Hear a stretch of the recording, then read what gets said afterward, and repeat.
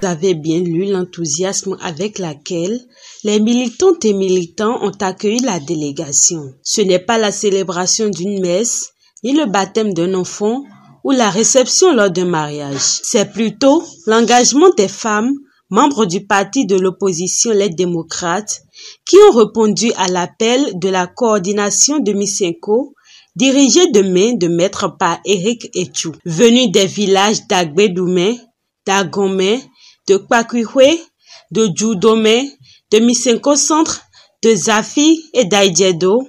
Les militants ont accueilli la bonne nouvelle de la délivrance du peuple béninois et de l'alternance en 2026, ce dimanche 18 mai 2025 à Misenko Centre. Le coordonnateur d'arrondissement Éric Etchou explique le bien fondé de cette rencontre. Depuis 2016, notre pays vit sous le joug d'un régime autoritaire où chaque décision semble creuser davantage des fossés entre le pouvoir et le peuple.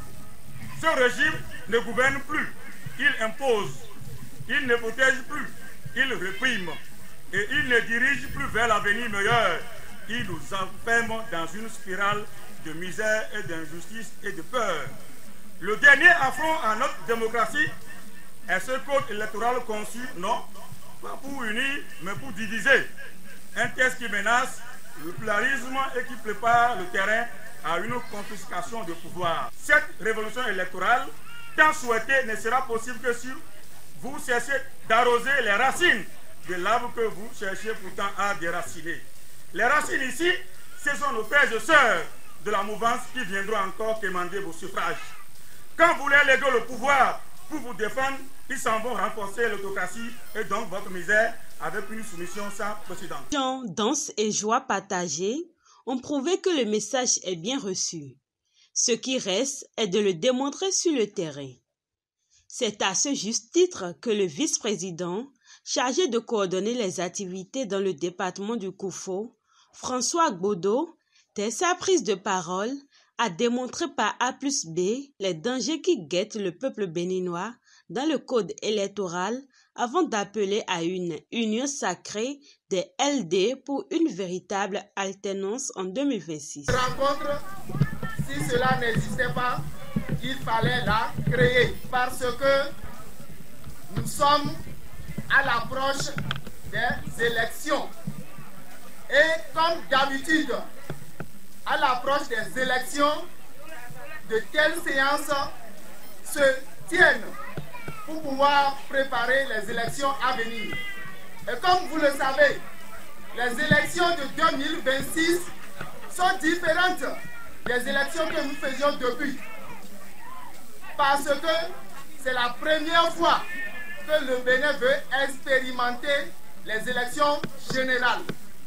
Quand on dit élection générale, beaucoup qui sont passés avant moi l'ont déjà dit. C'est des élections qui commencent depuis le village, les CV, les chefs de village, jusqu'au président de la République. Et pour les élections, il y a une loi qui régit les élections dans tous les pays. La loi qui va régir ces élections de 2026 au Bénin, qui s'appelle le Code électoral, cette loi a été déjà votée. Mais si vous voyez cette loi, ça ne nous garantit pas. Ça ne garantit pas une élection paisible, une élection transparente, une élection équitable. Ça ne garantit pas du tout. La solution à tout ce que je suis en train de dire repose sur vous, le peuple, sur vous. Parce que tout le monde est d'accord avec nous, avec tout ce qui se passe. Il faut un changement de régime en 2026. Il faut que le régime qui est là, qu'il n'y ait même pas une continuité. Il faut une alternance. Et cette alternance doit venir du parti Les Démocrates. Et pour le faire, il faut que le jour des élections, il ne faut pas que quelqu'un aille voter. Il va dire que j'ai déjà voté, c'est fini, je m'en vais. Non, restez là. Au niveau du poste de vote, jusqu'à ce que tout soit terminé, on va compter tout devant vous pour que votre vote là, ce que vous avez mis dedans ne soit pas volé là. Vous devez rester là. Vous restez là jusqu'à ce qu'on aille maintenant au niveau de l'arrondissement. Au niveau de l'arrondissement, il faut faire aussi la même chose jusqu'à ce que ça aille au niveau de la Sénat. Si nous faisons tout ça, quelqu'un a dit ça tout à l'heure, les représentants que nous avons doivent être des représentants qui sont vraiment éveillés. Victor Guizot, Benoît Eda, Rosalie Soyon, Antoine Doma, Félicien Noumon et bien d'autres ont à tour de rôle exhorté les populations de Misenko dans la commune de Torviklin a fait le choix utile au moment opportun. Un nouvel engagement est pris face aux joutes générales de 2026.